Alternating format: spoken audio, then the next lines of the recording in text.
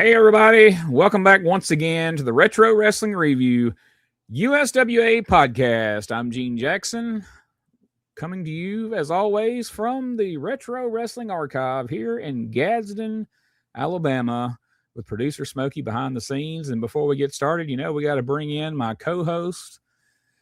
First up, we've got, he's the Candyman. He is like, as Dave Brown described Reggie B. Fine this week, a one-man Christmas parade. Here he is, Mr. Josh Briley of P3 Radio. What's up, Josh? I'm so happy, Gina. How you been doing? I'm just happy to be here. Candyman. Woo! That little boy done saved your soul. He done changed me. We're going to church. What you doing Sunday morning? Well, I'm recording a wrestling podcast, Reggie, unfortunately. Somebody needs to probably save our soul. Spoiler. That's what we do on Sunday mornings. So, and before we get to doing it, we got to bring in the third member of the group, the other co-host. He is the owner, founder, and president of STS Pod.clubs, and he is the new king of Jonesboro, Arkansas. He's BT.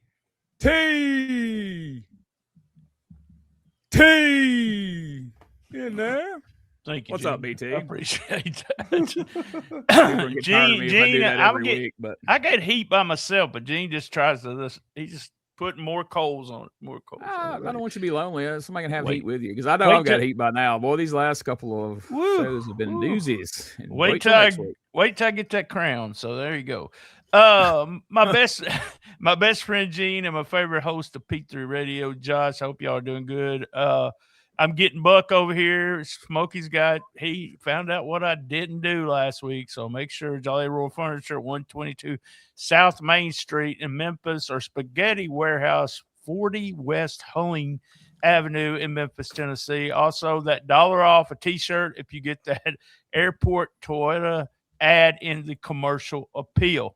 Also, Gene knows this, and we talked a little bit to Josh about it when we first started, but Smokey's having me direct, as I told Gene, did you want me to stir the ship this week? If you look at that message, and you didn't even say what a mistake that was, you just went along with it.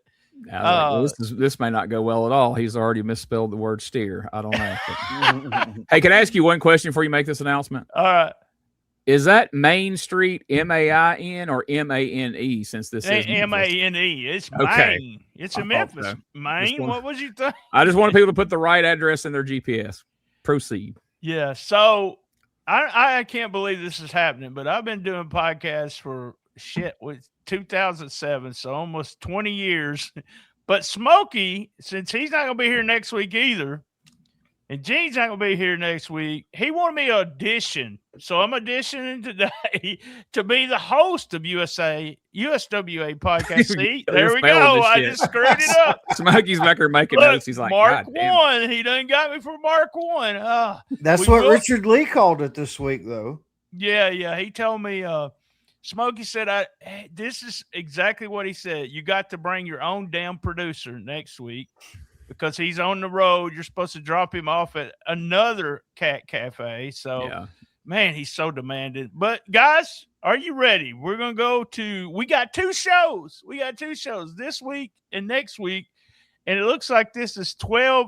This is what's in my notes. 12-2-1-1. 9911. So there we December go. December 211th, 1991, which is actually 92 somewhere in there. I'd have to do the math. So Mark 2, I already got 2 marks on me. Shit.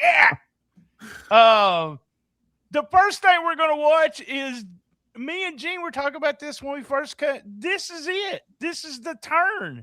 So I got a clip to start the show out for the first match. It's Candyman against Brian Christopher. Talk about history with this. Here we go. Yeah, Candyman is looking good against Brian Christopher. Brian with the 1-4 right hand there. Reggie duck. Whoa, body slam on Brian. Nice body slam. Look, oh. A drop kick from behind. It was a good one by Brian Christopher. Yeah, look at him there. He's going to work on Candyman now. Cheeks Candyman and a right foot now by Brian. Brian has turned this into a fight here almost. Ooh, another right kick by Brian Christopher. I'll tell you, Brian's got some fans here today, too. Yeah, I tell you what, that kick looked like Amp Elmore the way he hit him. Big Brian trying to go to the Candyman into the turnbuckle over there. Candyman holds on, takes Brian, throws him into the turnbuckle. Brian on the other side of the ring now, and Candyman slings him over to the other end. Candyman trying to wrestle a good clean bout here, David. Candyman is upset. You can see it in his face. He's steamed over what's happened as Brian got a couple of good drop kicks on him. And, oh, look at this. Brian takes him down. Look at him. Hey, Brian, 2. He got a 3 count. He got a 3 count. But his feet were up on the rope. He got a, can you believe, he got a 3 count on it, but he had his foot way up on the top rope. Yeah, on the top rope. Not even on the bottom rope or the middle rope, but on the top rope. And he got the pin on Candyman. GD, as he couldn't see what was happening there, he was counting shoulders, but Brian is really happy over the win. Well, Brian, you got the win, but you had your feet on the rope. No. There's a name around here that they call guys that don't have a lot of experience. They get in the ring, and people throw them around, this, that, and the other. They call them job boys. They're jabronis. And I'm nobody's job boy, you understand? I ain't letting them do that to me no more. And you can see, anybody that steps in the ring with me from now on, I'm gonna give it all I got. And I'm nobody's job boy. Well, Brian Christopher here to make a point, and he's just done it, as a matter of fact. He just done it. So what do you think about it, Josh? We're seeing history here with Brian Christopher. That's the way it felt. Like when this really happened during this time period, I didn't see this. Like I knew I just didn't either, one day I turned on and the Moondogs were beating people with chairs and Brian Christopher was a bad guy. That's what happened. But yeah, this is like the thing that cemented it. And you know, if you want to pick the match apart, there was 2 instances where they really messed up with what they were trying to do. But, you know, like I said, I love Reggie B, but it's not because he's fucking Luthez. You know what I mean? It's because he's got charisma and he's good, you know, outside of the ring. But Brian, really young in the business. So, like, with what this leads to, I could totally look over the mistakes, because this is the birth of Too Sexy Brian Christopher. Yeah, I before I asked Gene that, you said something about not a perfect match. Gene, do you think that when Brian kicked Reggie in the throat as hard as he did, that Reggie called him the N-word? Oh wow! There's no telling what Reggie called him. He probably said, N-word, motherfucker. What did you just do? He's laying forward so he could talk. You could see that he was saying something to Brian. So, and they were he was trying to throw Brian into the corner so he could do the finish. And they were fighting. That's the reason I left that in there. But yeah, fun stuff. What do you think about the turn? First of all, before we get to the turn, I like that, you know, a lot of times, you know, guys have different personas and it's just a matter of, okay, well, this is the heel version of them. This is the babyface version of them. For whatever reason, Reggie B. Fine, when he becomes the Candyman, turns into Gumby. He gets this rubber leg thing going, like Thunderbolt Patterson, and he wrestles different. I mean, he's still Reggie B. Gumby. Yeah. So I don't know if he thinks that's like, I'm like Laffy Taffy with tights, you know, or whatever. But that always stands out to me when he starts that jiggling around and all that and shit. Brian kicks him right in the back, too, while he was doing that. I was cracking up. I was like, damn, he kicked him in his back. I'm like y'all, like I could not, like if you'd have asked me before I watched this week's show to pinpoint where Brian turned, I couldn't tell you. I just knew in 92 he's heel, and boy, here we go. So when this happened, because when the match first starts, like, oh, a babyface match, that's weird for Memphis, you know. And then as the match progresses, I was like, okay, we must be slowly heading towards, and then them feet are on the top rope. Like, oh, we're here. Fuck it. We're not slowly headed towards anything. Seeing Brian in biker shorts felt odd, and I didn't know, I've never seen that look before. But man, that shooting back and forth to the once they finally do the finish, you're like, oh, that's why he just shot him in the corner 4 freaking times, awkwardly as hell. But boy, I'm glad Brian's voice evolved, because he would have had heat just for that. Like, as soon as he started talking, it's like, oh shit, that's rough. But yeah, he's nobody's job boy, guys. So and we noticed that we said something about this before we went on started recording, that if you go the shows we're covering for Power Pro 1998, this is kind of the Kid Wicked interview that he does. And it's almost exact same interview, which I thought was kind of interesting, putting all that stuff together. We all know that Brian and Kid Wicked were buddies. They had a wrestling federation in their neighborhood. And so it's so fun.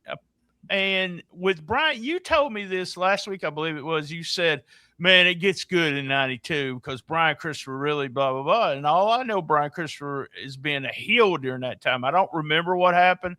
And I especially didn't know he was fixing to turn on the Candyman. I mean, the Candyman of all people he turned on. So, but like we were talking before about the verbiage that Brian uses. Right. He uses jabroni and job boy. Those are very specific terms in 91, specifically for the people that are reading like the Observer and the Torch and all that shit. Yep. So like the only reason he would do that would be to try to pump up the sheets in a sense of talking about USWA and, oh my God, Brian Christopher did this, and trying to make it bigger than just whatever they could relay on the screen to the actual fans. Like, that's kind of ingenious in a way, trying to create a whole nother buzz in another like ghost market to most people, you know? Yeah. Well, you're in a time period. Rob has said this a couple times. What killed the wrestling business? Well, in my opinion, it wasn't really killed. It just evolved in the sense that technology changes everything, no matter what it is. When we're talking about wrestling, technology changed wrestling. Every time technology changed, wrestling has changed. And that's what was going on during this time period. There was a change fixing to happen where everybody was online doing what they do now. And so he was trying to get, I mean, here he is. He's going to get some TV time. You know, I don't know if anyone told him. We'll know next week if someone told him not to do that, because he'll change the way he does promos. But he was trying to get that internet, like you said, dirt sheet. Hey, you know, Brian Christopher, Lawler's son just turned, and he's using inside terms. So it surprised me that he said that, because like I said, I don't remember him turning. But you know, it didn't surprise me as much in 1998. Me and Gene has talked about this on Power Pro, because it was the evolution, the change in the wrestling business had already happened. So, do you know what maybe it was? I was just sitting here thinking as you're talking, like, who else played the sheets that was in Memphis during this time period? Eddie Gilbert. And Eddie was there when Brian was the New Kids and just, you know, trying to get a bite. It's possible. Maybe he had told Brian, if you ever get a chance, you need to do something to get noticed and get it working, because then people will be interested in you. Like, because it means a lot more getting people like that on board with his heel turn, opposed to just, like I said, what he could just do it on TV and nobody really gives a shit. Right. Eddie may not have told him that, but he may have witnessed. I mean, I've heard a lot of people say that Eddie would have the dirt sheets in the locker room, reading them out, and, you know, especially as time went on, his you know, paranoia kind of worsened. Like, there's instances of him going, he said this, and this. What do you think he means by that? You know, about stuff that was being put about him. So I wonder whether it's a matter of him telling Brian, hey, you should try to work these guys, or just he saw how much attention Eddie was giving them, and he saw the attention Eddie was getting in the sheets because he talked to him and things like that. That maybe, because here's the thing we've talked about, everybody's talked about how young Eddie Gilbert, you can watch him and see Lawler, his Right. influence. Mm-hmm. Young Brian Christopher, from this stage moving forward, you can see a bigger Eddie Gilbert influence on heel Brian Christopher than a Jerry Lawler influence. And I think Brian was doing it. And if we could talk to Brian right now, I think he would tell you that he was trying to stay away from his dad, doing his dad. He was wanting to do somebody else.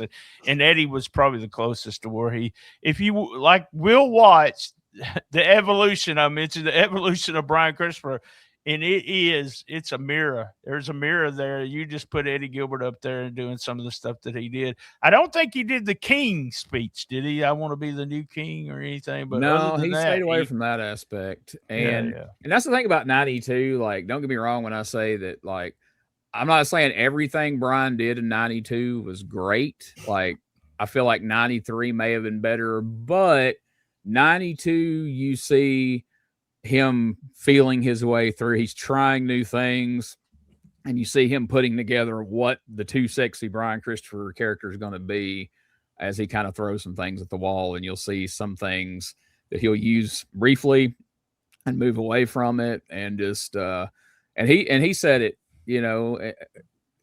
your uncle Danny Davis had a lot to do with his development at that time. This feud we're going to see, I'm so excited about that feud next year because it really, he said that's where he learned how to work. And, that they have a feud that's classic Memphis, just like we saw 93 start out with Jarrett, where they got all these different stakes each week. And some of them are, the loser gets a dozen eggs broke over their head. Shit, I love that shit. Hilarious. I love it. But you just think, how did you even think I can't of that? wait, man. I was not watching it then. I maybe be taping it and sending it off, but I wasn't. And I wasn't watching. 91, 92, and 93 was real busy for me in my real life. So I'd already sold my collection, like I've told y'all. So I don't remember. By the way, I've noticed that I say "so" a lot while I podcast. So I'm looking forward to it. I shoehorned that in. I'm looking forward to next year. And there was a lot of stuff in 93 when I jumped in and helped y'all on days that Richard didn't show up that I didn't remember because I fast forward through it. I just just didn't watch it. So it's fun. Right. It's really fun. All right. Up next on the show, I didn't clip any of this, but we had Mid-South Coliseum, Dr. Tom versus Eric Embry. Miss Texas went after CJ a couple of times. Someone was using, I don't know if y'all heard this, but it sounded like a bullhorn or something. That war trumpet. I hate that earlier. Earlier in the year that we noticed it's back, and it's at CMLL all the time too. There's multiple horns if you watch Arena Mexico stuff. Tom made a comeback, ends up with Embry pile driving him for the win, and Tom pile drives Embry after the match about 5 times, I think. And they it was brutal. Yeah, it was brutal. And Embry went home for Christmas, is what they're saying. And Meltzer, when he reported that Embry was going home for Christmas, he actually said Booker Eric Embry. So apparently he's still being recognized, as we wondered. And Masters, was it Master? I said Masters. He said that he was the Booker. Yeah. So what'd y'all think about all this stuff with Tom Prichard, CJ, and Miss Texas? What about you, Josh?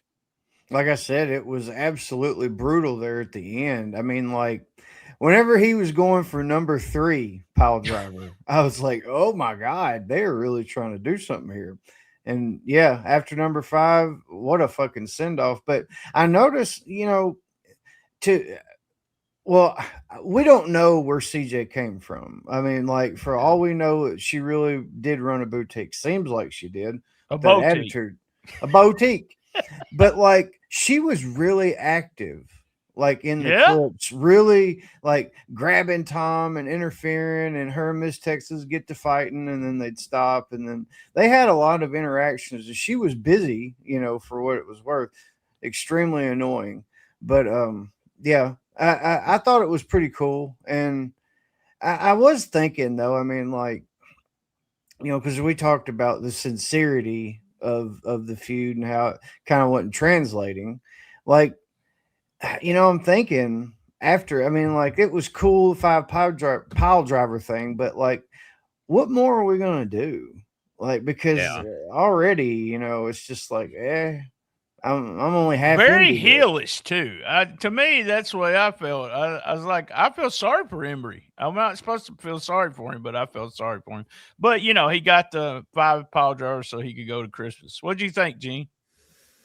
Yeah, I feel like adding CJ and Miss Texas to the mix was crucial because I think probably everybody felt the way we did, where we were just kind of indifferent to this feud, even though with all their time as a tag team, everything we've discussed, we should have been, you know, really enthused by it. I know I wasn't, and this just, I don't know. I'm kind of like you, BT. I'm kind of like, well, damn, you almost want to feel bad for Embry, but then you think of all the things Embry has done, and you shouldn't feel bad for him. But I don't know. This is still, to me, just feels like we're going through the motions, and I have no emotional attachment to this whatsoever. So I'm here for the Miss Texas promos at this point more than anything. Like if you're going to show me this bunch, then let me hear Miss Texas. And if I can't hear Miss Texas do a promo, then let's just move past it. Yeah. You don't have a lot of people. You don't have a lot of people in the cast today, if you will. Yeah. So that was why you didn't have them two there. You didn't have Tom. You didn't have Miss Texas. You didn't have Embry. I honestly, Embry probably, or Miss Texas rode home with Embry. Probably. That's probably what happened there. But yeah, you had a lot of people missing. Next up, we got Richard Lee steps out to say he looks, I don't know, he just looks weird when he walks out. And Dave asks him what's up, and then they show a promo, and he's going to tell everybody why he's mad. But I thought this was funny because, you know, they're not running a show this week at the Coliseum. I'm going to show of what they showed in a little bit, but the promo that they show on the TV show is the Evansville, Louisville, the tape promo that they will air on those shows. So here we go. Jeff Jarrett. Hey. What's wrong with you, Jeff Jarrett? I've trained my dogs, Jeff Jarrett. Always wrestle by the rules. Always wrestle clean, Jeff Jarrett. That's it. So what happened? You being the spoiled little brat that you are, Jeff Jarrett. We win the match. We get the belt. We're leaving the ring. And you pick up a steel chair, Jeff Jarrett. A steel chair, boy. And you hit my dad with a steel chair. You don't do that to my dog, Jeff Jarrett. Look at Spike. You hurt his brother, Jeff Jarrett. And he wants you, boy. Let me tell you something, Jeff. Let me tell you something. Get the big man. Get the biggest man you want, Jeff Jarrett. Because you'll never hide behind him. You don't do this to my dog, Jeff. Nobody does this to my dog, boy. Get away with it. I don't care. Pump gas in the parking lot of my gas station, Jeff. Go to the grocery store to buy some food for your ugly face, Jeff. That look over your shoulder, Jeff Jarrett. Because my dog, Jeff Jarrett, I've trained them. They listen to me. And I told them, Jeff, I want you. I want that pretty boy face. Messed up, Jeff. You are Spot is still bearing the scar there. Let me tell you something, Dave Brown. I'm going to go over a few things that have happened here. First of all, the USAWA open door policy is what caused us to come in here. Robert Fuller had the belt at that time. Robert Fuller's partner found out that we were coming in. He chickened out. All Robert Fuller had to do was relinquish those belts, Dave Brown. He didn't want to do it. Robert Fuller felt like he could come in with a church key and try and cut my dog. It didn't happen that way. We got the church key away from Robert Fuller, and we showed him what it's like. He kept sticking his nose in our business. We ended his career. I don't care what anybody says. Robert Fuller will never come back. Then Jeff Jarrett decided he was going to take a steel chair, Dave Brown, and hit my dog. You hurt one of my dogs, Dave Brown, and it's like hurting me. Jeff Jarrett, You signed a death warrant for the USWA, brother, because from this day forward, my Moondogs are going to be set free. I'm not bringing them back. Get them, boys! Get them! Get them! I didn't put the match because it's just a Moondog slaughter. And I want to make a note that they beat the fuck out of those two guys. They both bladed, either that or spot bladed them. And they just beat the shit out of them. So I didn't do it. What'd you think about this? Because you're a Richard Lee fan. Josh, what'd you think about this promo? He was really into it with all the emotion and everything. And I think it like kind of cements the way that things are going to be. And he's showing the bond. He's treating them like real dogs. I love my dogs and you hurt my dogs. And Larry Latham was fucking killing me the whole time. Like it's crazy, chaotic. I love it. And then the match. Oh my God. Yeah, that was a typical Moondogs match. Yeah. An insane amount of blood for a TV match though. Like, and I think they were doing this to try to like, this is the way things are going to be. And you see that Richard Lee went out and bought a chair, a nice brown, brand new chair. And he's going to use that chair Lawler always brings. He didn't want to use that's because TV5 apparently is chairs are sparse in the studio because they use that same shitty one with no back to get it use a ring step. And that's the camera one. What the fuck are they got phone books on the other side to get in the ring? Like, it's fucking awful. But yeah, I had no idea what a church key was. Do either of you know what he was talking about? I don't guess I do. It looks like a regular key that you would a house key or something. Dave called it a can opener and then started calling it a church key. So yeah, I didn't know what the hell that was. Hey, I don't know. I'm going to say something really stupid here. It's the key to a church. I don't know. And none of that made any sense to me either. What about you, Gene? What you like Richard leading the Moondogs right now? Okay, so a couple of weird things about this. Number one, I don't know that I can remember many times where three guys walk out and then pitch to a promo of the same three fucking guys. They're right there. Either. They're right there. Why are we going to the tape one? I guess because I don't know. I guess they felt like they really happened that one. night and he had blood, maybe? And, I don't know. You know, like, all right, we really nailed it in that one. Let's just air that and then I'll talk normally afterwards. I feel like, now I don't know this. I wish one of those guys was around to say yay or nay on this. I feel like in the tape promo that maybe they're all trying to break each other. Like Spot's making it, and then fucking Richard Lee is just like overly caressing and rubbing his head like to the point of being uncomfortable, and the other one's behind. They seem like they're all fucking with each other. Maybe they're not. Maybe they're just really into character or whatever. But that was the impression I got. They're all trying to break each other in that thing. Now the reason I think this is point number 2 on this show, just like Brian Turning, that is extremely significant, and Josh alluded to this. Yep. You said this match was your typical Moondog match. This becomes the typical Moondog match. Yeah, we had not seen jobbers getting slaughtered like this. This is where it starts right here. Because you go back to last week's Spirit of American Warrior match, they did, they hit him with a chair once or twice. Prior to that, we haven't seen them in this run go in there against straight up jobbers. And this is where the rules seemingly get thrown out, and now they can just come out there and just murder jobbers with chairs every week and bust them open and bleed. And as anybody who followed 93 knows, you can watch the effect it had on us. Like the first couple of weeks, we're like, God, holy shit. By week 12, 14, we're like, yeah, Moondogs beat the shit out of a couple of guys again. All right. Well, anyway, I think that's the reason I didn't clip it, because that's what I was. If I would have thought about what Josh said, if Josh would say, "Hey, make sure you get that," blah blah blah. I did, or you would say, I wouldn't even have thought about it. The reason I did clip it is like, oh, this just, and that was did y'all notice that was the only 2 jobbers on the show? Yeah. And TD was supposed to wrestle the Moondogs. And so I'm just cracking up thinking about TD. Somebody said, does anybody want to be a referee? You know, he raised his hand real quick. I do. Yeah, but he didn't have any regular pants. He wore spandex he wore and wrestling spandex. boots and a pink polo button-up shirt.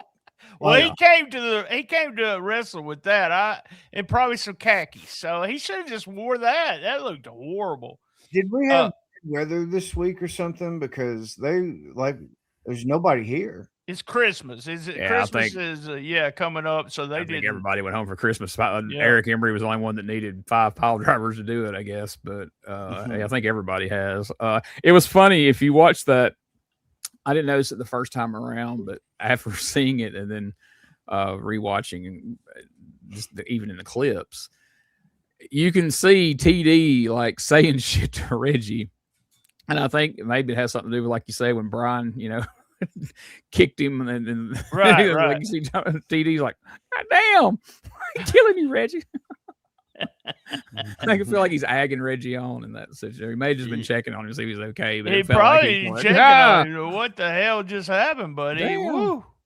But he called him an N-word. I know he did. So that was for sure. Next to last week of 1991, we see Brian setting the stage for what is going to be a big part of 92, and the Moondogs set the stage for what is going to be. I mean, folks, if you love the Moondogs, 92 is your year, because boy, they are heavily featured. But yes, this really establishes, like you said, Josh, Richard Lee, my dogs. I love my dogs. You hurt my dogs is like hurting me. And boy, we're going to run with that moving forward. So we're really laying the groundwork here for what 92 is going to bring. We come back from commercial. I want y'all, I don't know if I clipped this, but I wanted to make note of it, and maybe on this next clip. But man, Corey was mad at the Moondogs. I mean, super mad. He took his sports jacket off. Yeah, I was just like, I'm trying to help. What the hell is going on here, Corey? Settle down. We had a little bit more footage. I'm not a Fuller getting hurt by the Moondogs. I remember that last week. They just showed a little bit. They added a little bit to it, but nothing major. But I did clip the Robert Fuller promo, then Jarrett with the Moondogs jumping Jarrett. So here we go. I love the Robert Fuller promo, sitting there at his desk, if you will. Policy, are your champions afraid of us? And the USWA said, nope, come on up here. Here they are. I thank them for being able to allow me to come in here and watch this again. This is very good for me to sit here and watch this. To watch some 3 weeks ago when the Moondogs came in this area, decided that wrestling was down the dumps. That what they were going to do, they were going to bring along some beer openers. They was going to bring along anything that'd cut you, that'd bang you up real good. And if they were going to put some guys out of professional wrestling, instead of coming in and winning tag team belts and being the best in the area, they wanted a little bit more than that. They wanted to put people right out of wrestling. Let me tell you people something. I come from a background of wrestling. My uncle, my grandfather, my Herb Welch, Lester Welch, people who've been around a while know about it. My father, Buddy Fuller. There's more background, more heritage behind the Tennessee Stud than you'd ever understand. There's more pride in that word, Tennessee Stud, than probably Moondog would know in the rest of their life they sat down and thought about it. Boys, it's something that you're going to understand. I came from an amateur background, and from amateur I went to professional. Professional, that's where somebody gets hurt. But there's a place you draw the line. And drawing the line means you don't try to take a man and end his career where he can never step through the ropes into the squared circle again. And that's what you had in mind for me and Jeff Jarrett. Now I want to tell you something, boys. This is something my grandfather can say, and my uncles and my father. They've all been to that hospital, but thank God in heaven, they're like me. They didn't stay too long. You boys didn't get the job done. You didn't get it done right. And that's where your problem starts. Because I'm telling Jeff Jarrett, I'm telling all of the fans out there that have backed us and believed in us all the way down the line. I'm back. Next week you'll be looking for me. And I'm going to make your people one more promise, and this is one Stud's going to keep.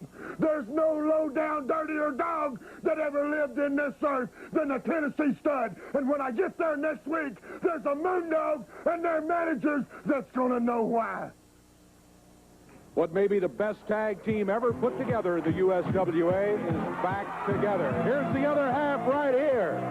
Jeff Jarrett, very determined look on his face, doesn't even take time to greet the fans this time.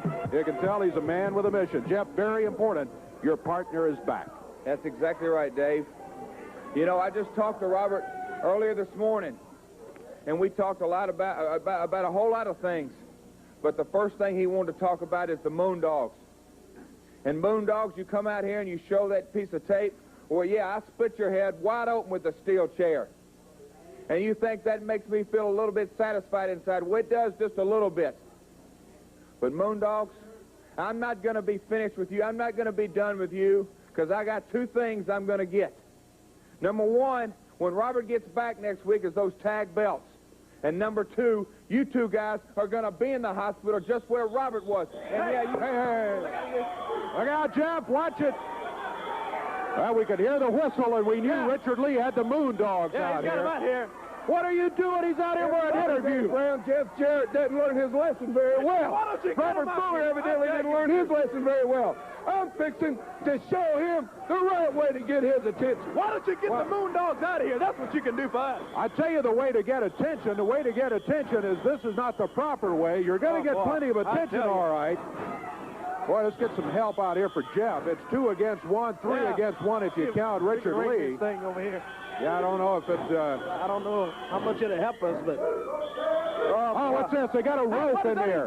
Got a rope in there, wrapping it around Jeff's neck. Oh, hey, if there's anybody watching that monitor, we need some help for Jeff out here. The Moondog wrapping the rope around his neck. Richard Lee blowing that whistle as if to say, sick him. Go get him. he's got a rope around. Come on, Richard, call him off.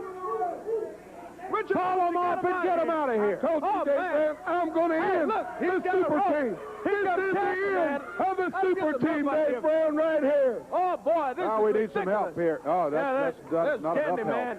He's got the Moondogs. Oh, here hammering. comes TD Steele here now. Here's TD out to help. Oh, man. Oh, my goodness. I tell you the truth. Boy, I tell you, we need to get these guys out of here. It doesn't make any sense. Get out of here. He's got them hanging by that rope there. TD trying to help him right now. trying to help him there. Knock CD. Oh, man. I tell you, we need to get some help out here. Anybody out there watching the monitor? Richard Lee having We need some help for Jeff, Let me see if I can help him. I don't know if we got time. Hey, get him out of here. Now, watch yourself. Watch yourself, Corey. Don't watch yourself. Come on, Richard, get him out of here. Richard, why don't you get him out of here? Take him out of here. Here comes Eddie. Here's Eddie out. Look out. Look out. Watch Corey. Watch Corey.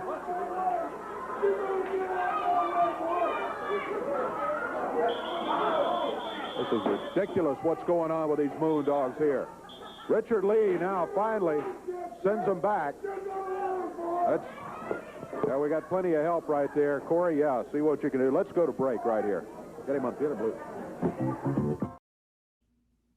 That was so bad that Dave Brown even said ridiculous. Did y'all notice that? I kept that on I there. tell you what, brother, now you can finally say your partner Robert ain't the only one that's hung. What'd you think, Josh? Man, I thought that we had already seen Corey get pissed off and take his sports jacket off. That happened during this one, during the Jeff Jarrett at the end there. Yeah. But man, they were trying to get it started, man. And I guess, moving forward, see, we've talked about this before. I didn't remember Robert Fuller coming back and being here during 92, but I guess that's what's going to happen. And Jeff's the only one here to beat up. So, we've seen the stud in the studio, in-studio stud, because, we all like to replay traumatic events. That's just what he was doing in there. He was like just watching himself get beat up. And, man, We haven't seen a hanging this year, have we? No, I think that's the No. first hanging. Yeah, for some reason, I always wanted to do that in every angle that I had. I don't know why. Well, man, it looked pretty vicious, and Grandpa had to come out here and make the save. Like, Yeah, where was everybody? I mean, Jerry didn't even come out, did he? Lawler? and Corey even, I thought he was going to call on the TV viewers to save them because he said, but anybody watching the monitor. But why is it Jeff Jarrett gets the call from Dave Brown and Corey for immediate assistance whenever he's getting attacked? No, they haven't done that this year. It's like, Yeah.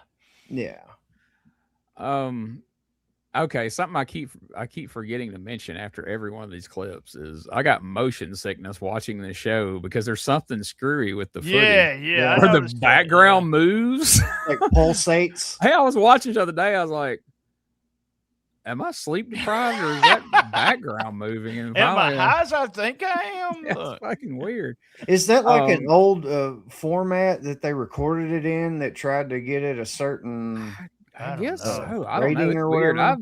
There's a handful of those USW episodes that are like that, or Mhm. USAW or whatever it was. Richard Lee. That's actually right. listed it Yeah, earlier. Yeah, Smokey just informed me that he took that mark off because of Richard Lee. Richard Lee messing up, canceled it so- out with USAWA. That's Yeah. good. Every fair, time Evan. Josh says Richard Lee, I can think about Richard from P3 Radio. That's Yeah. And I'm like, what? I missed that. I have never seen anyone run out for a save less enthusiastic and apprehensive as Reggie B did as he come out to save. He was at a kind of a trot, and he just kind of grabs Jarrett's legs, and he's already braced to get hit. He's like, "This is gonna suck."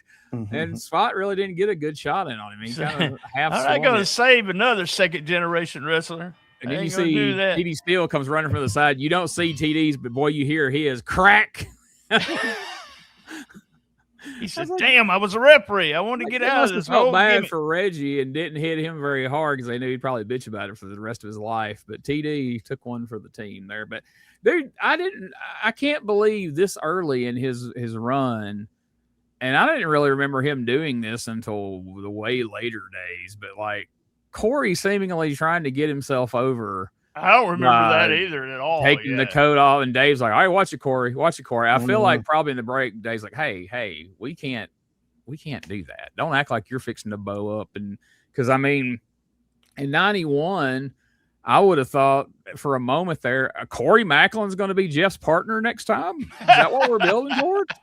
Not Awesome Kong, but Corey Maclin. Not Awesome Kong, which I mean, Corey probably would have been a better choice than Awesome Kong for a partner as far as logic wise, but yeah, he starts taking that coat. I mean, he seems so. I don't know if he genuinely doesn't like Richard Lee and the Moondogs, or he's just trying to get himself over. Because even before he took the coat off, like just right at the beginning when they come out, "Come on, Richard Lee, this is ridiculous! Quit coming out!" Like he seems genuinely pissed by this, or was he that much of a mark at that point? I wonder. I don't know, because right now it is the Mid-South Coliseum. I'm going to go ahead and show this in the order that they showed it on the TV show, because the Mid-South Coliseum will not be until next week.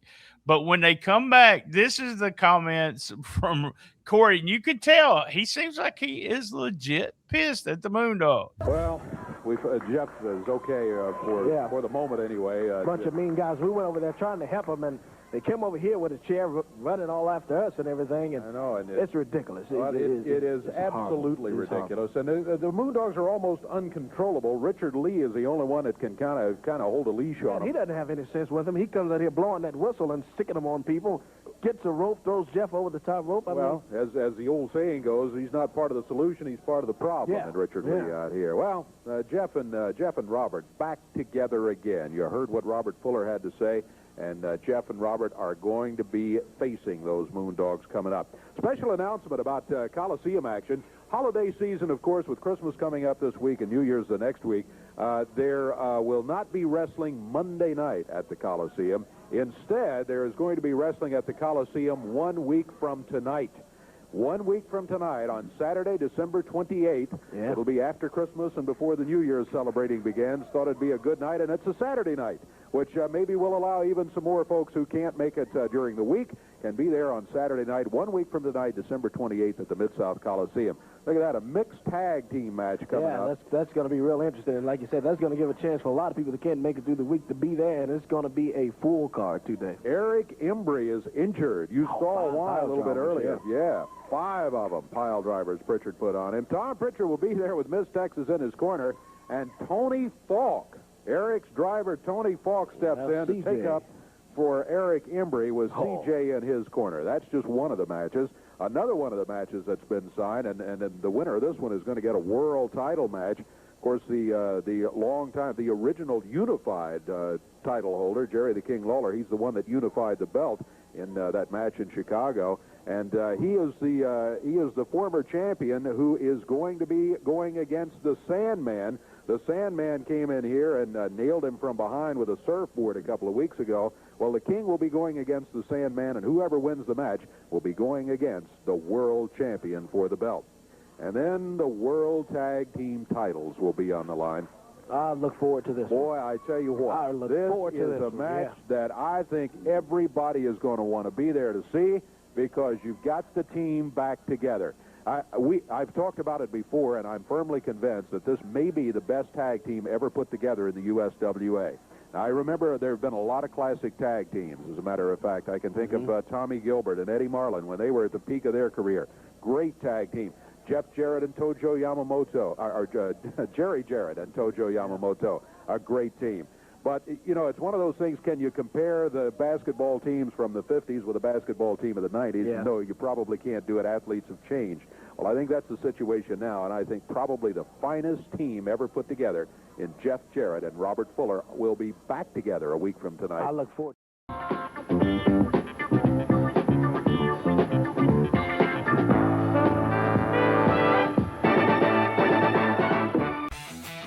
Check out Kayfabe Cave. We are a destination for wrestling fans. Come see our museum area featuring ring-worn memorabilia and collectibles. We carry figures, cards, belts, and much more. We take pride in bringing you the rarest and most unique meet and greet opportunities. Please follow us on social media at Kayfabe Cave. Remember, keep it kayfabe.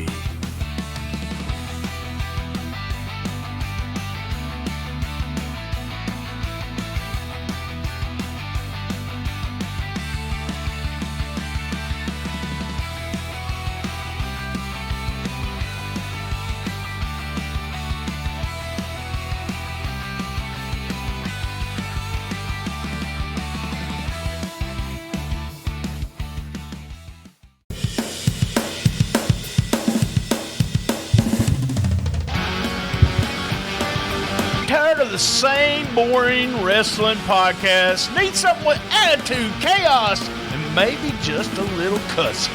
That's stspod.club, and we got it all covered. We've got wrestling weirdness with WTF News Desk, 5-minute time limit, and the Southern Fried Brain of me, BT, steering the whole ship.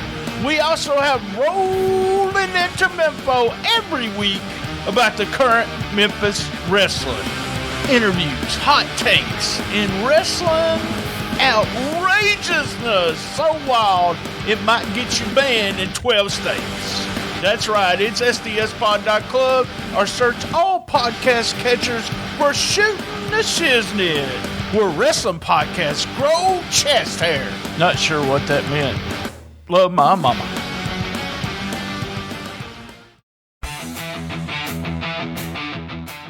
Hey everybody, I'm Gene Jackson, and I want to introduce you to the Retro Wrestling Archive Podcast Network and the great pro wrestling nostalgia podcast we bring, including the Retro Wrestling Review Series covering the USWA, Memphis Power Pro Wrestling, Continental Championship Wrestling, and we've just added World Class Championship Wrestling, and now ECW.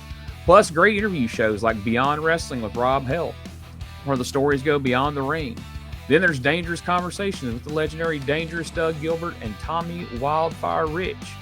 Plus, don't miss special live streams like Live from the Archive and Arc of an Angle. And the Retro Wrestling Archive Network is growing. We're proud to feature the affiliate shows like STS Pod, The Hang, classic pro wrestling talk. Get your bell rung, and even more great shows are coming soon. If that's not all. Join the Retro Wrestling Archive Patreon for exclusive bonus content, early podcast releases, special extras, and access to a Google Drive that is absolutely busting at the seams with territory wrestling history, including our legendary Memphis Mega Folder. Podcast, interviews, watch-alongs, live streams, YouTube, Patreon, territory wrestling history. It's all waiting for you at RetroWrestlingArchive.club, where we're preserving pro wrestling history daily. Don't just remember it, relive it. Hey guys, Ray Russell here. Lots of new stuff happening here at WrestleCopia. If you haven't checked out our website at WrestleCopia.com, it's a great way to keep up with the latest episodes of all of your favorite Copia programming, from the Wrestling Memory Grenade to Regional Wrestling with the Territory Talk, the Wrestling Stoop with the legendary Bob Roop, and of course, all of those programs also available at your favorite podcast streaming platforms. And if you want to stay up to date with everything going on in the Copia world, all the latest news, random thoughts, fun videos, pictures, and more, make sure to join the more than 33,000 followers over at Facebook.com/Wrestling Grenade. Don't be left out. And last but definitely not least, it's what keeps the entire machine going. I'm talking about Patreon.com/WrestleCopia. We appreciate your support in helping us pay the bills to keep the WrestleCopia Podcast Network running and enabling us to continue to bring you all the quality programming that we offer. Real quick, man, did they put over Fuller and Jarrett at the end there? What'd you think, Josh? What do you think about the card coming up Mid-South Coliseum in 2 weeks? Are you excited already? Let me just say it changes a little bit. Spoiler alert. But are you going to go down to watch any of those matches? I mean, I'm intrigued by the Moondogs and Jarrett and Fuller, and yeah, but I don't like the Saturday thing. Why not keep it on Monday? I'm not very good with change, and you know what I mean. Why are we? I understand it's Christmas time, but it is not Christmas on Monday night. I know they're scared about people being out of town or whatever, but I don't know. Yeah, they skipped. I guess they're not drawn well anyway, so they didn't think they would. But I am excited for the stud coming back, and instead of a church key this time, they may have a fucking key to the city or some shit and just bust it over their heads. I did look church key up. A church key is a can opener. They call it a church key because the can opener at the time when it was first made kind of looked like a skeleton key, that went into the church. And also it become kind of slang and fun when people would talk, when alcohol become popular and people were drinking beer and stuff, and they had to use the church key. They go, "You're using that church key on the beer." That was a nod, haha, you're drinking and you shouldn't be drinking, you should be in church. So that's why but I'd never heard a can opener. And, even Fuller said something about a can opener. He didn't say anything about a church key. What'd you think, Gene? What'd you think, Gene? Smokey's damn, Corey was just fucking seething at the beginning of this. He was. I told you. Of this clip again, his face, he's just mad as fucking. He's gritting his teeth. Like, I think he was still a pretty big mark at that time and was really pissed off at what the Moondogs did to his buddy Jeff Jarrett there, which is fun. Because we've seen him later on when he was in actual angles. He's not that good of an actor, so he's really mad. To look that mad, he's really that mad. I thought he was. I mean, he did it coming out of the one commercial, and then he did this too, and I was just like, man, it seems shoot there. I mean, it seems like he's really pissed. Yeah, which kudos to Richard Lee and the Moondogs. That means that it's working. If you can piss the announcer off that bad, maybe you're going to draw with this, and Lord knows we run with it for a long, long time. I'm excited about Saturday. At this time in my life, I would have probably not even had Saturday off. But if I took Saturday off, I'd be able to go to wrestling with I'd had to take my ex-wife. Oh, I don't know. Yeah, I mean, I would have been more apt at this stage to be able to get to go on a Saturday when, my dad don't have to go to work the next day or whatever. Right. Again, I'll always say looking at it now, I'd be like, I don't know. But as a kid, if I have a chance to go to wrestling, I'm going to wrestling. It wouldn't matter what the freaking card was. But we're coming back with another Lawler Sandman match. So I'd been like, we just saw that. But the idea of Robert Fuller coming back and the fact that Dave and Corey really just beat it to death, that they are the greatest tag team ever put together on planet Earth. I know it. I mean, I was a huge fan of Fuller and Jarrett. I always was. Y'all know I was. But, man, that was – I mean, it's over the Fabs, over the – I mean, think about the teams that they could have brought up. Rock and roll. Rock and roll. We even did an episode of Ricky Morton with the top 10 teams from Memphis. And the fucking Road Warriors. Teams. I mean. They were in here limited, but, yeah, you're right. That I would have had to – but, yeah. Now, the next angle is all about – let me make sure I got this. Yeah. It's all about this. We've had a lot of fun with USWA or USAW top 10. We shouldn't give him hell. You know what? He's a rookie right now, and he's doing a damn good job, Richard Lee is. But here's the top 10. Now, Coco, Jeff Gaylord, this is the angle right here, is down here at 9. Then we got Doug Masters, Bart Sawyer, Dirty White Boy at 6, and the only thing we saw him do was grab a hold of Miss Texas in that one match all the time. Jeff Jarrett, he's at 5. I just think it's funny. The Sandman at 4, but the Sandman's going against – that's just weird. 3 is Tom Prichard, and we got Eric Embry at 2 and Lawler at number 1. Well, guys, you know what happens here. What happens is Jeff Gaylord, of all people, gets back in his time machine and comes back home to Memphis for Christmas. And let's start with Lawler, and then Gaylord comes out. I got a couple clips from the match, but not the whole match. But Gaylord's pissed, and the logic for all this is way off. Way off by the end. So here we go. Big Jerry Lawler. All right, thanks, Dave. What a great crowd over here, huh? Yeah, I think it's a Lawler crowd, huh? It's always nice to have a crowd like that behind you. You know, down there, the last time I faced the Sandman, the people were behind me just like that, and unfortunately, I was able to come out with a just eke out a victory over the guy. But now they're saying that. You know, because they looked at the tapes and because they gave me such a good match, that we're going to have a rematch. And the winner of that match is going to get a shot at the Unified World Heavyweight Championship that Kamala has right now. Now, what I don't understand is why, when you're ranked number 1 in the ratings, as you just read them off there, why when you're ranked number 1 and you get a win over a guy like the Sandman, who is ranked, what, number 4? Number 4. Why do I have to go back and have a rematch with him again? You know, I don't mind doing it, but by the same token, I would rather just go ahead and get a shot at wrestling Kamala. That was the number 1 ranked contender. Here's what's Jeff Gaylord doing out here. Your opponent, Scorpion, who's in the ring. Gaylord, we're having an interview, if you don't mind, right about. I got something to say. Here's a man with a big reputation, a big number 1 ranking, right? That's but right. You know what?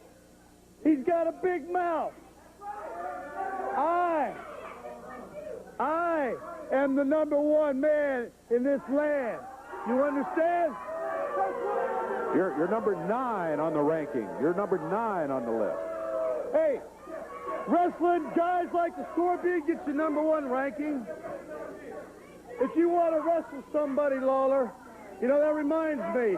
He talks about how I was like a dinosaur. Dinosaurs.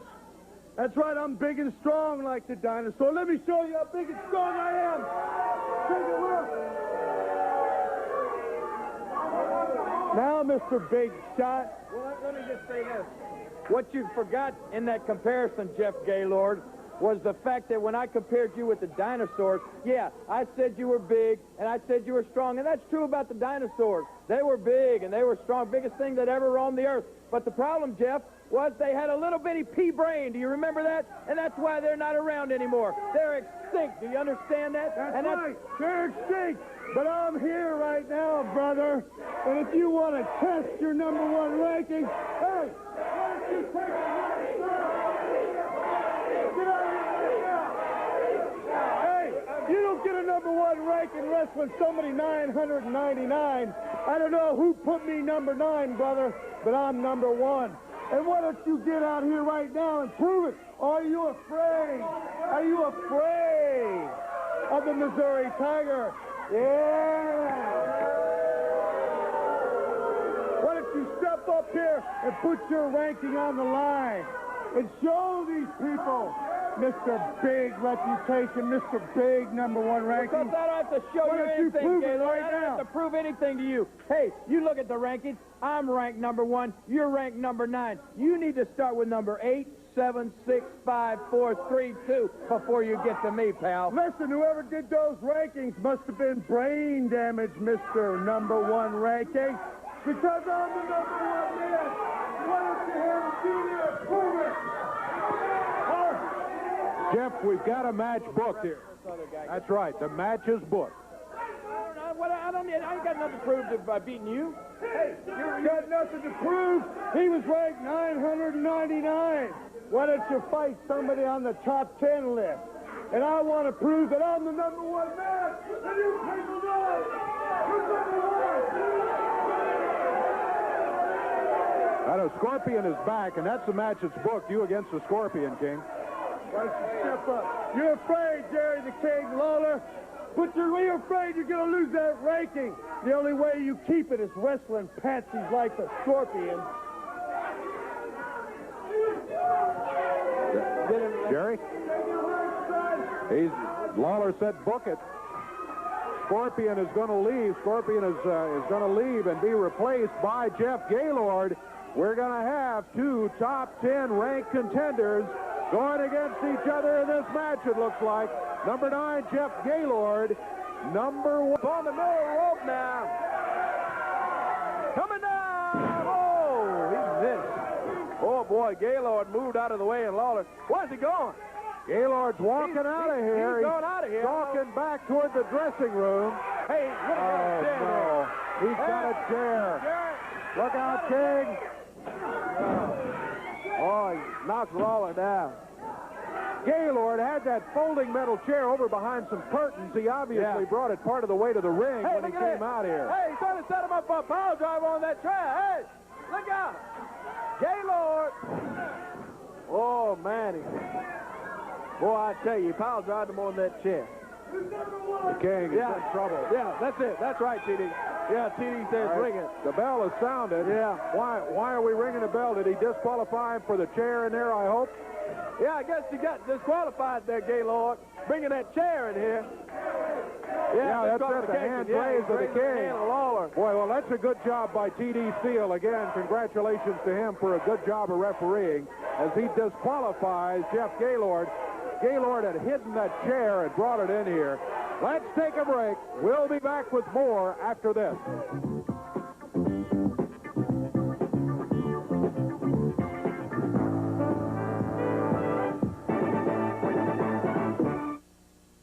We're trying to continue here. We've seen enough of Jeff Gaylord. You see Jerry Lawler You lost. flat on his back, lying flat on his back, the number 1 contender. If that's what it's like to be the number 1 contender, beat up and on your back, I don't want to be number 1. That's right, baby. Well, you're not number 1. I just beat the number 1 contender. You lying flat on his back and beat up, and all you people out there know. Missouri Tiger rules, baby. Missouri Tiger rules in his own. Guys, I just had to share almost all of Jeff Gaylord just because he is so funny to me. I couldn't watch the match. You know, we always say Jerry Lawler and Ric Flair were really good about having a good match with any. Funk was really good about this too, but with the broomstick, could have a good match with a broomstick kind of thing. But man, that was not a good match. I didn't even want to sit through it and make fun of it. And then Gaylord's pile driver. Oh my God. I don't know. He just laid down. I had to show that. What'd you think, Josh?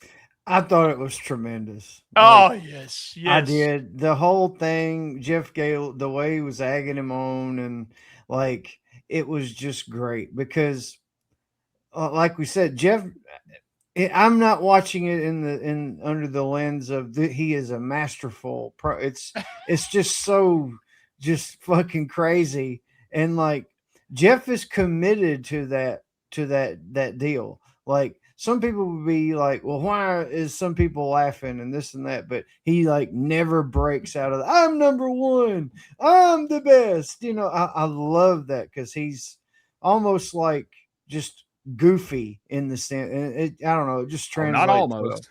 I'm being kind. The idea is he's number 9. He beats number 1 in his mind. I mean, he didn't even win the match. And you didn't show this, but like Lawler and him had discourse before the match would even start.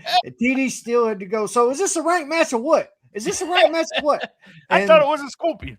They were like, no, that does not. What if TD don't talk black and we always have him talking black? That would be racist to us. So I think that was racist me saying talk black too. Hey, Smokey, get that out. Get that out, will you? So what happened to Josh's mic? It's a crazy bro. There you go. It's that Smokey. You gotta watch him every damn time. Yeah, you muted the wrong one. All right, Gene. Let me know. What'd you think? Are we not supposed to remember this motherfucker was just here like less than a month ago, dressed as Superman, teamed up with the Big O, managed by Billy Travis? Like, if we hadn't seen Jeff Gaylord a long time, this would have been a lot more effective, in my opinion.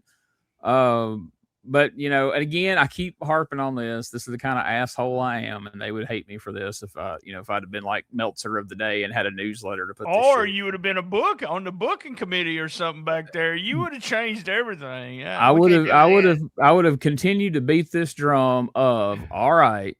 You made a whole story out of Jeff had to work his way up from number 38 because he had been doing tag matches.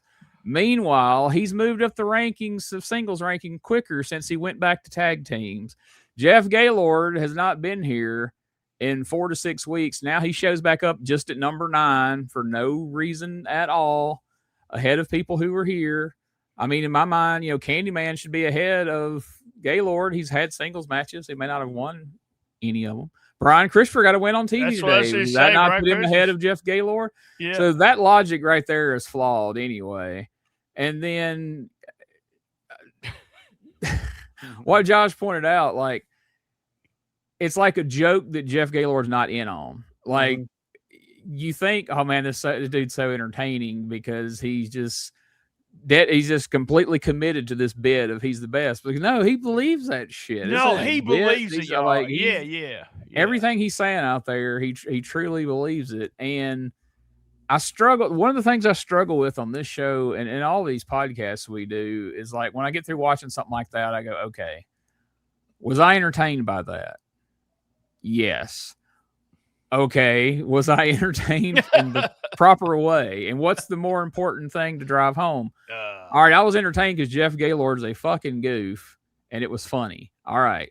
But if I put myself back to 1991 in the mindset of an actual fan, what do I come away with this with? What's my takeaway from this? Am I drawn to this? Like, do I want to see more of Jeff Gaylord? Did anybody bother to ask Jeff Gaylord, hey, can you do a believable pile driver at all? Have we ever seen you do a pile I think driver? he got Lawler up and then thought, I got Lawler up, and it's Lawler, so I'm going to be easy on Lawler since it's a pile. And maybe Lawler said the same thing. Hey, man, take it easy on him because he knew. You got to know that people backstage knew Gaylord was stiff. He still didn't get it when it comes to some of the moves. So I don't know. That's the way. But yeah, that would have been a great question to ask Jeff right before he went out. So can you do a pile driver? No, I don't. Have you ever? Can you do it on top of a chair believably? And that's the other thing I wondered. As soon as he left the studio to go get that chair, I'm like, so did him and Richard Lee go in halvesies on that chair? Like, hey man, let's split the cost. Let's go to the office store. We'll split the cost on a chair. You hold it during your promo, and I'll use it on Lawler for our little deal we're doing later in the show. And Richard's like, all right, that's cool. Because I don't really want to have to pay for a chair just for the just for my dogs to tear it up on one of these jobbers out here. Scorpion has to show up and take the time to get completely dressed for nothing. Jobber number 3 for the day. Yeah, because technically he didn't wrestle. I mean, he just all dressed. He could have been a referee though. He had those pants. That's true. Those shiny pants on with the mask on. The referee's the Scorpion here. In there. You got to have somebody. Just so y'all know, you're talking about Jeff Gaylord's been gone 4 to 6 weeks. Proof of where he was at right there. If you're watching the video, he is a time traveler, guys. I got another one. Here he is. He's hanging out with some JC there. So Eli Knox from Memphis and EPW. Those chair shots were sponsored by Levy Auto Parts. Oh man! All right, we go. Nobody said anything about the shitty shirt that he was wearing. Did we? No. He come out there in a chachi with Levy Auto Parts paint pinned. They couldn't even make a fucking shirt. Fashion, yeah. I'm trying to be perfect on here, Josh, because this is my audition, So I wouldn't do him a fashion BT. There's a certain referee that we can't name who has been known to come out with Levy Auto Parts on his shirt. Now, so I wonder what they were paying guys. Like, hey, if you'll get on that live TV with our ad on there, we'll give you a few bucks. It can't be a lot, but it has to be something. Wouldn't that diminish the company's image, though? I want my business associated with Jeff Gaylord on a paint pen on a shirt. They probably gave him a real shirt and he left it at the hotel or something. And he's like, I told the Levy Auto Parts guy I would wear the shirt. Like, what are we going to do? And I was like, I got you. Hold on. I think I got a paint pen in my car. We'll hook you up. That's what we see. It's bad. It's so bad. The weird thing is that Jeff is one of those guys when I was hanging out that of the guys I hung out with, none of them, I hate to say this, but none of them thought a lot of Jeff. They weren't buddies with Jeff. They weren't, hey, he's a great worker with Jeff, or, there was just not, they didn't want to be in the ring with him. One thing, and, he looked great. Talk about, and he's got a great, history there. It just don't work. He doesn't translate. It just does not translate. Do you think he's here because he's one of the only guys they could get a hold of that didn't have shit going on during the holidays? Like, yes. They're like, or he's got a girlfriend or an extra person in Memphis. He's wanting to go stay with her during Christmas. Yeah. So he might as well come do tapings. And then, he's on, he eventually does become part of the Mid-South Coliseum for next week. So up next, and I'll go ahead and tell you guys, this is my least favorite part of the show. And I didn't do any clips. That's all the clips for this week and I'm surprised because Bart Sawyer is a babyface I really liked against Doug Masters. They had a ladder. It was just god awful, y'all. I didn't like the match. Neither fall. Ended up with Masters using a strap, which may be leading to something where they do a strap match. That's what I'm thinking. Doug Masters has a mustache now. Did y'all notice that? It was like, hey, it was one of those mustaches that it hadn't come in yet. Yeah. So you just always wanted to use that old bad joke. Hey, wipe something on your lip. Wipe your lip. So I told y'all what I thought about this. What do you think, Josh? Bart Sawyer 2 falls against Doug Masters.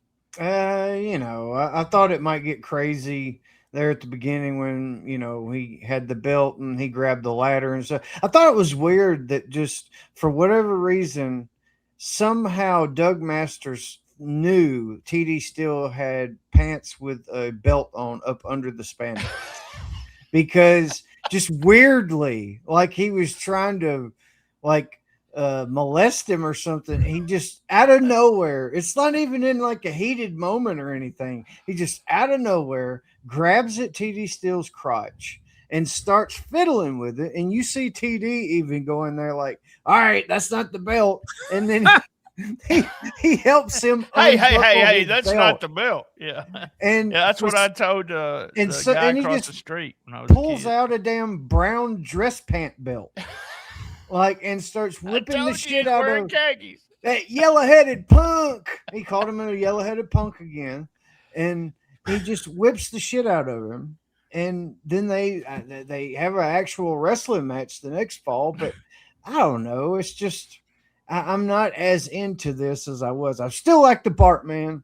I'm glad the Bartman's still here because he's fucking great in the ring, like taking bumps. He knows how to make shit look good and how to take moves properly. He's not murdering himself out there, and it looks great. But man, I wish.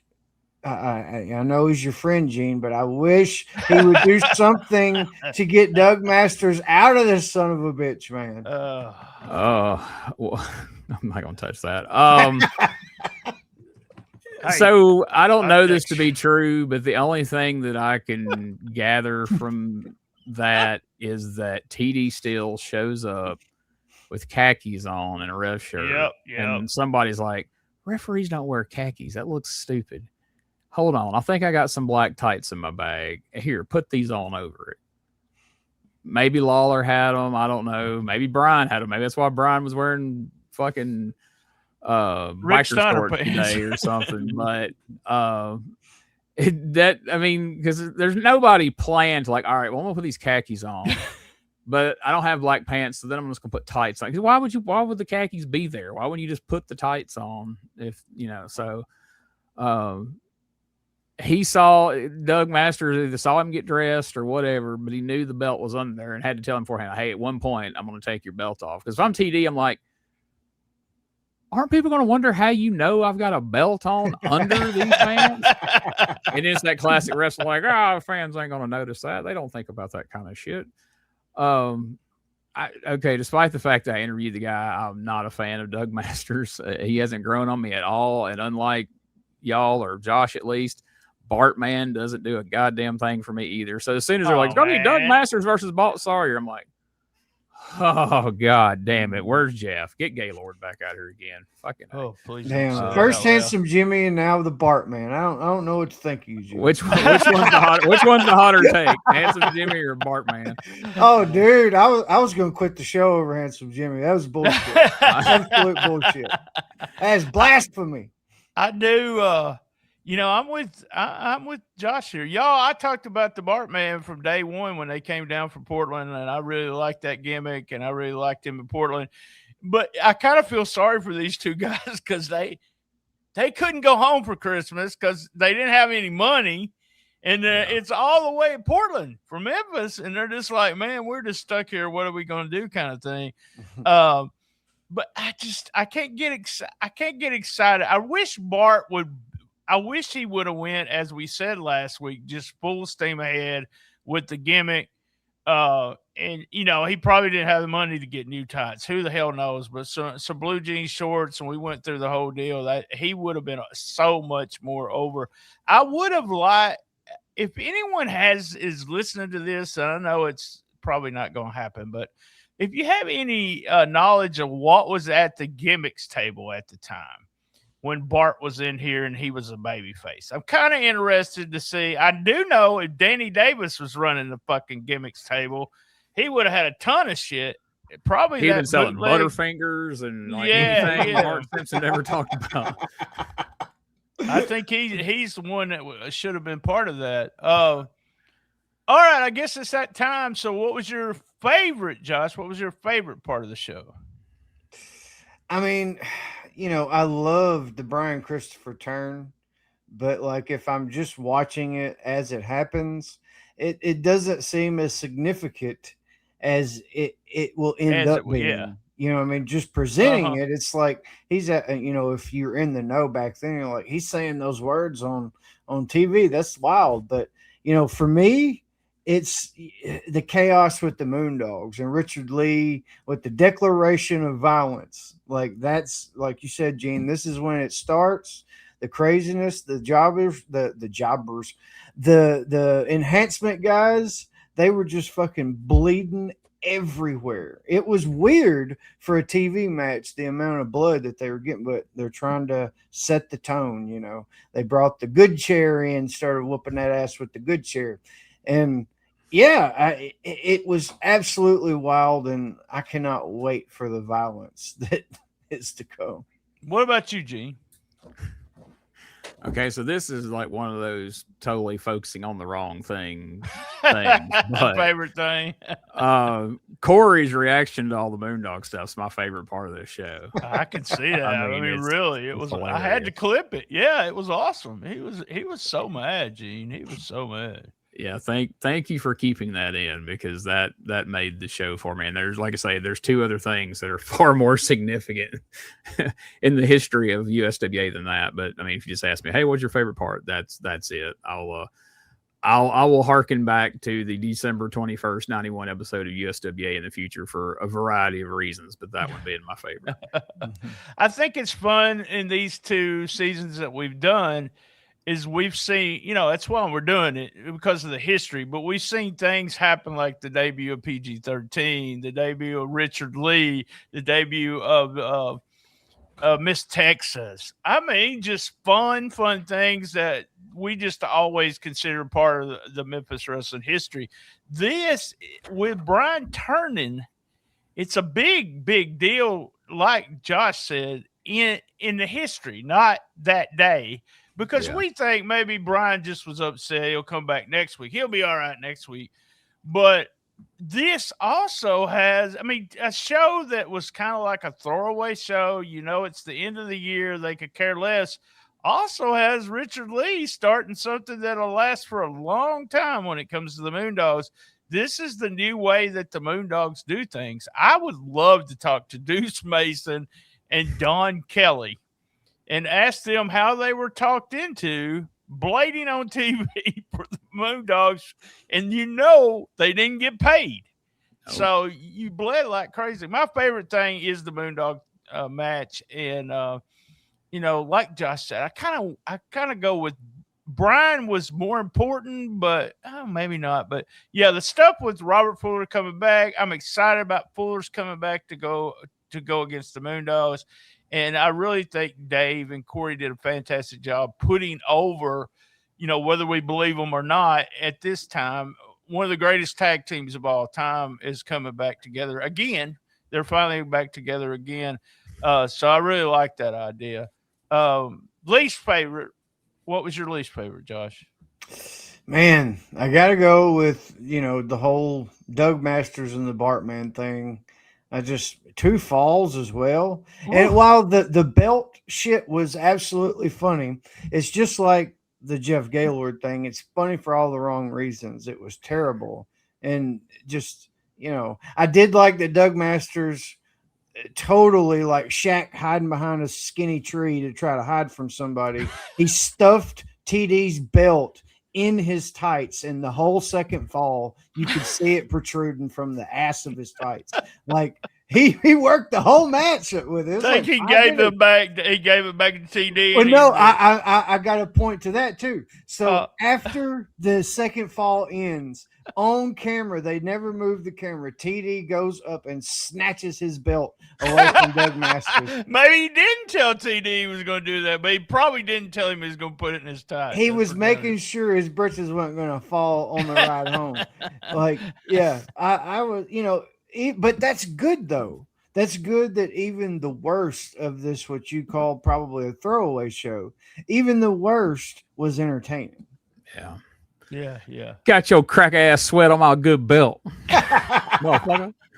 You know what? TD was telling Reggie B, you can't say that word.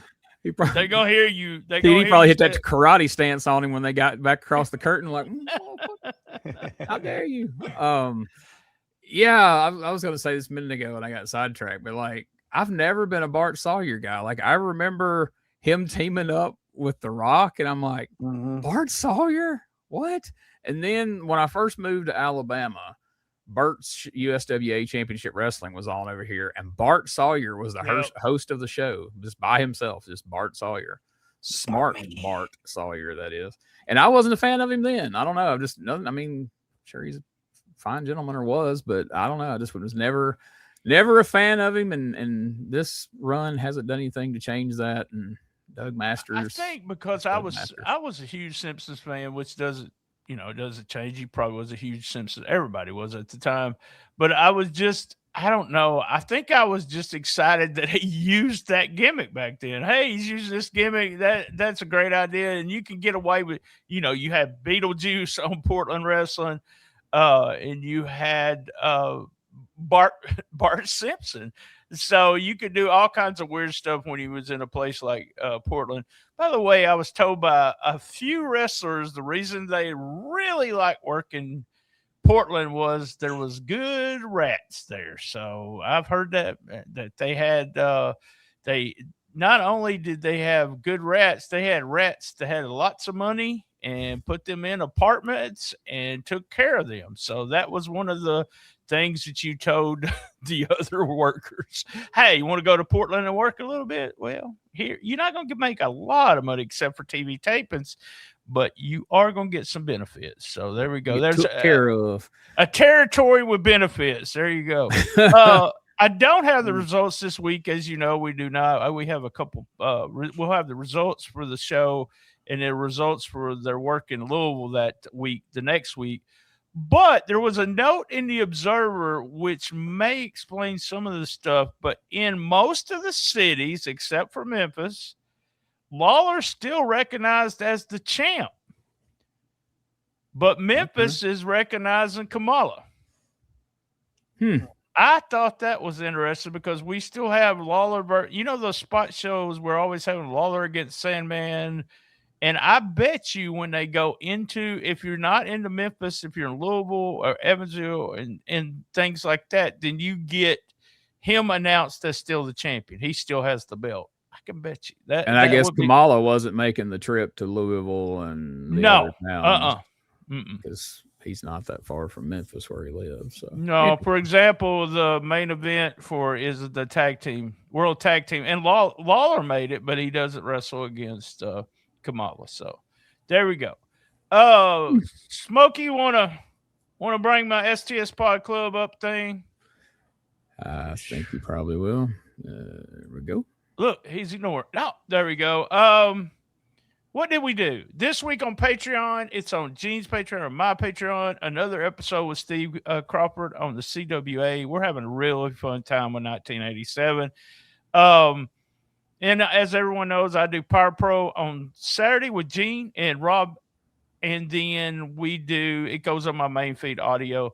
My audio feed is, what do the cool kids say? Blowing up. It's blowing up. It's been blowing up like crazy. I appreciate everybody. There's still the people that listen to the audio feed on my feed, even though Gene has kind of thing. It's just really weird. I have a total different audience, I guess. Thursday, we do special edition episodes. This Thursday is one of my favorite episodes of the podcast I've ever done, and it was with Gene, and we talked about Ozark Mountain Wrestling. We thought we could get it in one episode, but it may be three because I talked a lot. But I had a fun. It'll go on my feed on Thursday, and then as always, I do Rolling Into Memphis on Saturday. So, all right, Smokey, you know what's next? All right, Shiznit Minute P3 Radio, Spiritually Robbed, episode 467. Josh started the show out by imitating Tony Atlas. We had some lettuce talk. Richard's daughter drinks pool water.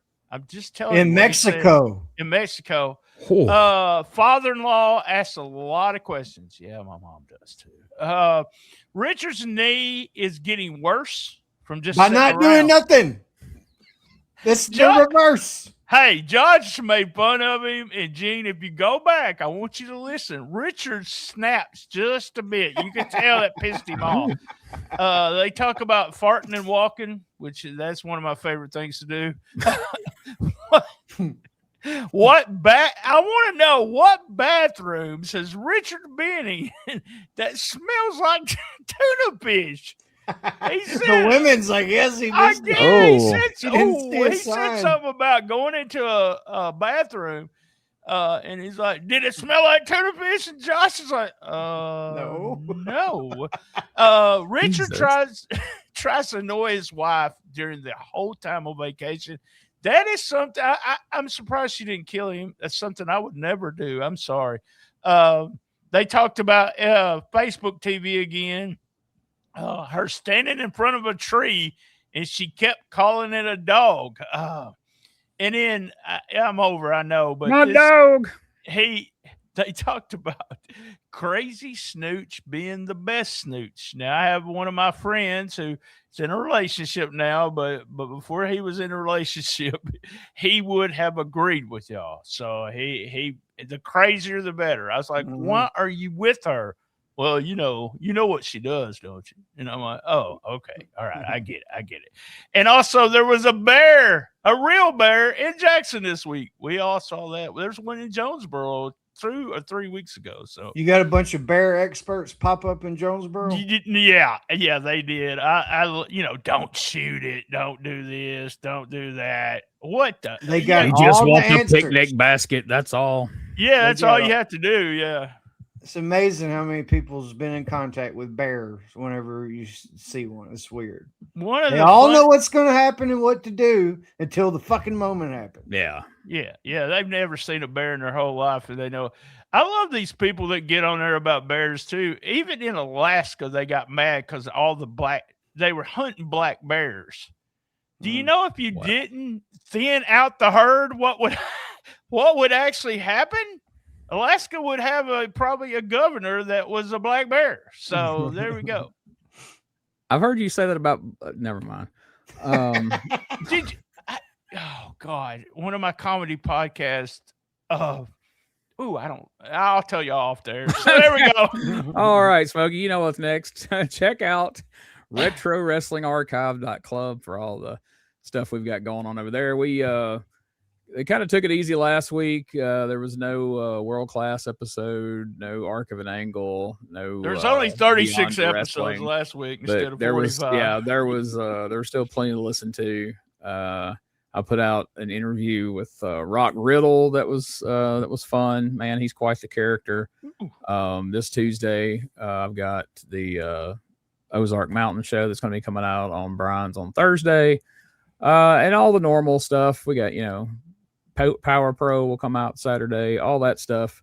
So check it out. Also, check out the Patreons. You can check out mine at patreon.com/retro wrestling archive. You can check out Brian's at patreon.com/shootingshiznit. We've got separate content. We've got shared content. We've got plenty of content. If you can't find something to keep you entertained through the week between our two STSpod.club and RetroWrestlingArchive.club and the Patreons, you've got too much damn time on your hands. You need to find a hobby or something, because we put out way too much content. It's as Corey Maclin said, it's ridiculous.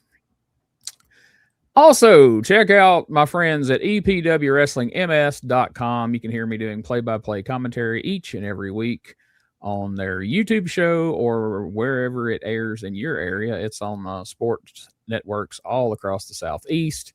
Also, join us at facebook.com/group/Neutral Corner Lounge, where we talk about all the different shows from our two networks as well as other fun wrestling topics. So join the conversation over there. We'd love to have you at the Neutral Corner Lounge, and I'll throw it back to BT. All right. Looks like I got a message. Smokey said I can do it with Josh next week. So, I'll be here. It'll be me, Josh, and a surprise guest will be our co-host. Surprise or more co-hosts.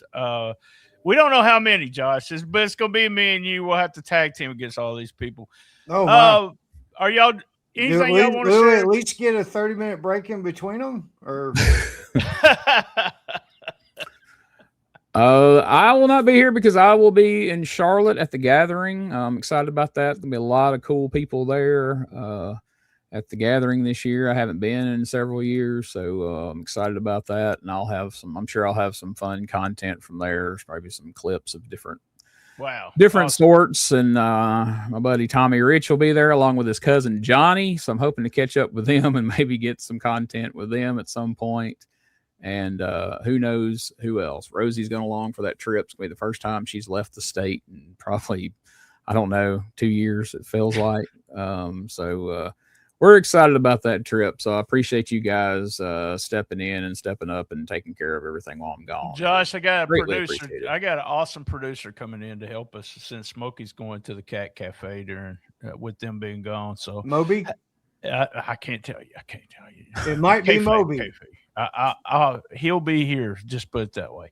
All right, guys, y'all know this, and then I'll tell you that joke off the air. I love my mama.